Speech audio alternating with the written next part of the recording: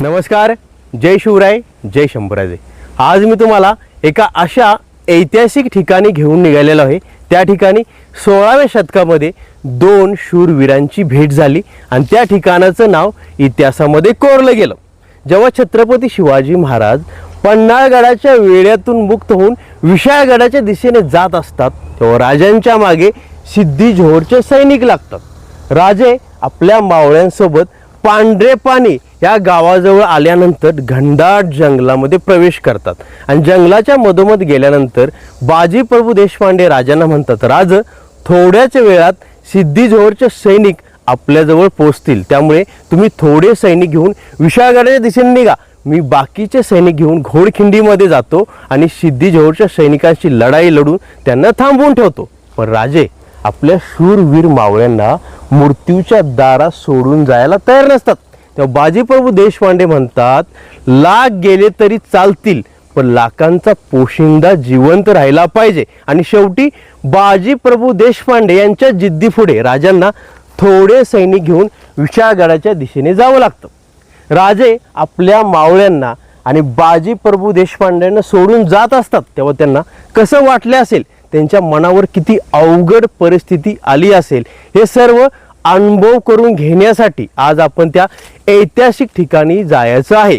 या ठिकाणी कोणीही पर्यटक येत नाहीत कारण ते ठिकाण घनदाट जंगलाच्या मधोमध आहे। तरी सुद्धा आपण त्या ठिकाणी जाऊन ते ऐतिहासिक ठिकाण बघायचं आहे आणि त्या ठिकाणी गेल्यानंतर आपल्याला कसा अनुभवाय मिळतो हे देखील बघायचं आहे। तुम्ही देखील माझ्यासोबत या व्हिडिओमध्ये बनून राहा, म्हणजे आपल्याला समजेल राजांना स्वराज्य निर्माण करत असताना किती अवघड परिस्थितीमधून पुढे जावं लागलं आणि शेवटी राजांनी अशा अवघड परिस्थितीवर मात करून स्वराज्य निर्माण केलं। त्यामुळे आपण सर्वजण या स्वराज्यामध्ये सुरक्षित आहे आणि सुरक्षित श्वास घेत आहे। तर चला मित्रांनो, आता आपण प्रवासाला सुरू करूया आणि शिवकालीन मार्गाने चालत चालत घनदाट जंगलामध्ये जाऊन ते ऐतिहासिक ठिकाण बघूया। मलकापूरवरून येणारा हा मार्ग असाच पुढे अनुसखोरा आणि विशाळगडाच्या दिशेने जातो आणि ह्या मार्गाच्या मधोमध आल्यानंतर आपल्याला या ठिकाणी शिवकालीन मार्ग बघायला मिळतो। ह्या शिवकालीन मार्गाच्या प्रवेशद्वारमधून जेव्हा आपण आतमध्ये प्रवेश करतो तेव्हा आपण शिवकालीन मार्गाने त्या ऐतिहासिक ठिकाणी पोहोचतो ज्या ठिकाणी राजे आणि बाजींची शेवटची भेट झाली। माझ्यासोबत माझे दोन भाचे आलेले आहेत। आम्ही तिघे मिळून आता शिवकालीन मार्गाने चालत चालत त्या जंगलामध्ये प्रवेश करत आहे। जंगल घनदाट आहे आणि सुरुवातीलाच एका झाडाच्या वरती बोर्ड पण लावलेला आहे। जंगल क्षेत्रात ट्रॅप कॅमेरे लावले आहेत कारण या जंगलामध्ये अनेक जंगली प्राणी फिरतात, जंगली डुकरे, बिबट्या, घोरेडे। त्यामुळे सावधगिरी बाळगत आम्ही या पायवाटेने पुढे निघालेलो आहे। सर्वत्र शांतता आहे। जंगलामध्ये प्रवेश केल्यानंतर मस्त एकदम आपल्याला अनुभव मिळतो। बघू शकता तुम्ही पुढे किती घनदाट जंगल आहे।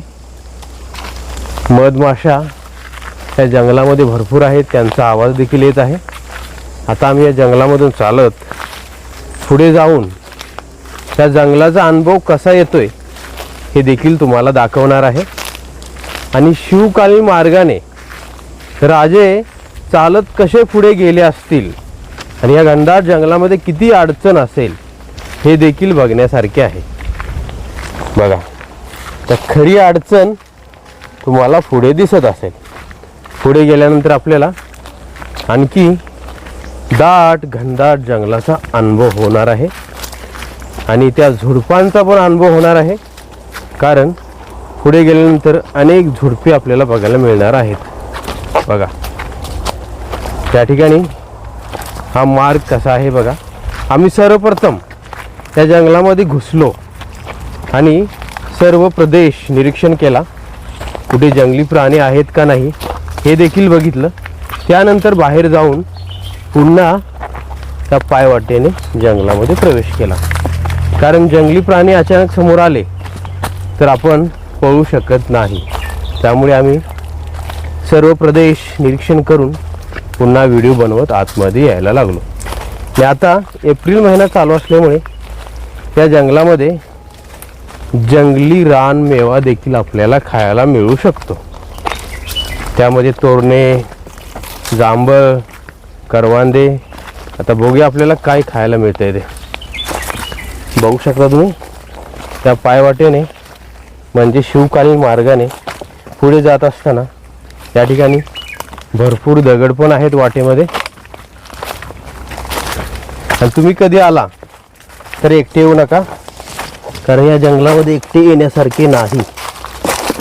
रोड भरपूर दूर आहे. रोडपासून आतमध्ये आल्यानंतर सर्वत्र जंगलच जंगल आणि या जंगलामध्ये कोणीही येत नाही. त्यामुळे सोबत येताना 2-3 मित्र किंवा परिवार सोबत घेऊन येऊ शकता.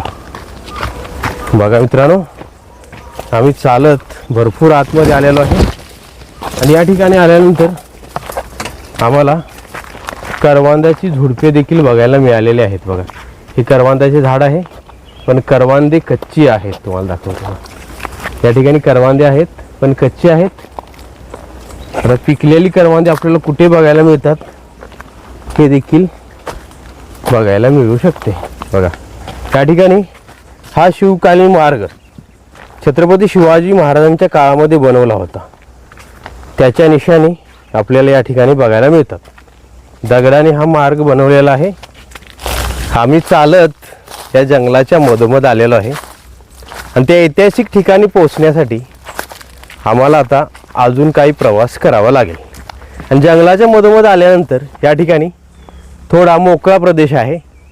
बघू शकता तुम्ही, या ठिकाणी एक झाड पण पूर्णपणे वाळलेलं आहे. बघा, आता मी तुम्हाला इथून पुढचा प्रवास आपला कसा होतोय हे देखील दाखवणार आहे. आणि या मोकळ्या प्रदेशमधून जेव्हा आपण चालत पुढे येतो तेव्हा अजून झुडपामधून आणि अडचणीमधून त्या ऐतिहासिक ठिकाणी जाण्यासाठी आपल्याला थोडा अवघड मार्गाने पुढे जावं लागतं. आता बघूया इथून पुढचा अवघड मार्ग कसा पूर्ण होतोय आणि ते ऐतिहासिक ठिकाण अजून किती दूर आहे. त्या ऐतिहासिक ठिकाणी पोहोचण्यासाठी आपल्याला अजून त्या जंगलातील प्रवास चालत पूर्ण करायचा आहे. आणखी आतमध्ये आल्यानंतर या ठिकाणी आपल्याला त्या शिवकालीन मार्गावरती पडलेली वाळकी लाकडे देखील बघायला मिळतात. इथून पुढे शिवकालीन मार्ग आपल्याला साबूत बघायला मिळतो. काही ठिकाणी मार्गाचे अवशेष बघायला मिळतात, पण या ठिकाणी पूर्ण मार्ग आपल्याला बघायला मिळतो. आता बघू शकता तुम्ही इथून पुढे किती अडचण आहे आणि या झुडपामधून वाकत वाकत आपल्याला पुढे जावं लागतं. त्या शिवकालीन मार्गाच्या मधोमध आल्यानंतर इथून एक ओढा देखील वाहतो. सध्या या ओढ्याला पाणी नाही, पण ओढ्याचा वाहणारा प्रवास आपण या ठिकाणी पावसाळ्यामध्ये बघू शकतो. त्या झुडपामधून आणखी पुढे आल्यानंतर आपल्याला पुढे वाटेमध्ये आडवे एक झाड पण पडलेले बघायला मिळते. म्हणजे पुढे जाण्यासाठी मार्ग आहे की नाही हे देखील आता आपल्याला बघावं लागणार आहे. बघा, त्या ठिकाणी एक झाड पडलेलं आहे आणि पुढे अजून एक मोठे झाड देखील पडलेलं आहे. त्यामुळे आपल्याला वाकून वाकून पुढे जावं लागतं. बघा, हे झाड पावसाळ्यामध्ये पडलेलं असावं. बघू शकता तुम्ही, त्या ठिकाणी जंगलामध्ये अनेक झाडे वाळून पडलेले आहेत. आणि शेवटी आपण त्या ऐतिहासिक ठिकाणाच्या एकदम जवळ पोचलेलो आहे. समोर तुम्ही बघू शकता एक ऐतिहासिक ठिकाण दर्शवण्यासाठी एक खांब दाखवलेला आहे. त्या ठिकाणी आता आपण पोचलेलो आहे. बघा, त्या ठिकाणी लिहिलेलं पण आहे, बाजी आणि शिवराय यांची शेवटची भेट याच आसमंतात झाली.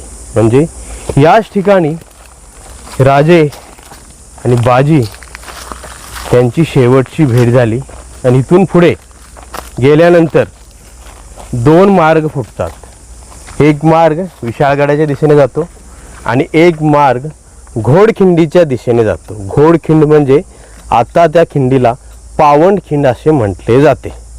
बघू शकता इथे जंगलाच्या मधोमध आपल्याला असा प्रदेश बघायला मिळतो. सर्वत्र घनदाट जंगल आणि झाडांचे सानिध्य आणि ह्या जंगलाच्या मधोमध असलेले हे ऐतिहासिक ठिकाण. आपण आता उन्हाळ्यामध्ये या ठिकाणी पोहोचलेलो आहे. तो विचार करा, पावसाळ्यामध्ये जोरदार पाऊस या ठिकाणी पडतो, कारण हा भाग सर्वत्र सह्याद्री पर्वत रांगांनी पसरलेला आहे. त्यामुळे इथे जोरदार पाऊस पडतो. आणि राजे ज्या दिवशी जुलै महिन्यामध्ये या मार्गाने विशाळगडाच्या दिशेने गेले तेव्हा घनदाट जंगलामधून जोरदार पाऊस देखील पडत होता. माझ्यासोबत माझे दोन्ही भाचे आल्यामुळे आम्ही तिघेजण मिळून या ऐतिहासिक ठिकाणी पोहोचलो आणि हे पावन ठिकाण बघितले.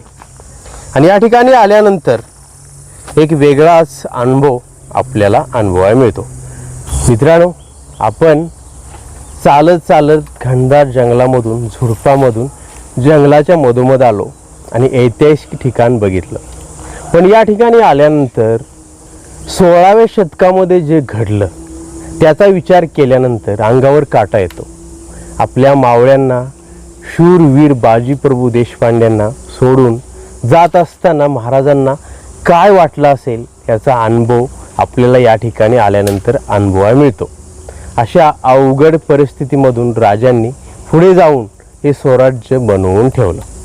मी आज या ठिकाणी येऊन घनदाट जंगलामधून चालत प्रवास कसा पूर्ण होतोय हे देखील मी तुम्हाला दाखवलं आणि जंगलाच्या मधोमध येऊन ऐतिहासिक ठिकाण देखील तुम्हाला दाखवलं. मी आज व्हिडिओ हा तुम्हाला बनवून दाखवला. हा व्हिडिओ तुम्हाला कसा वाटला मला कमेंट करून नक्की सांगा. आणि असेच नवनवीन मराठी व्हिडिओ बघण्यासाठी चॅनलला सबस्क्राईब करा, शेअर करा, लाईक करा आणि बेल आयकन दाबून नोटिफिकेशन ऑन करा. पुन्हा भेटूया अशाच नवीन मराठी व्हिडिओसोबत. धन्यवाद. जय शिवराय, जय शंभूराजे, नमः पार्वतीपते, हर हर महादेव. छत्रपती शिवाजी महाराजांचा विजय असो. छत्रपती संभाजी महाराजांचा विजय असो.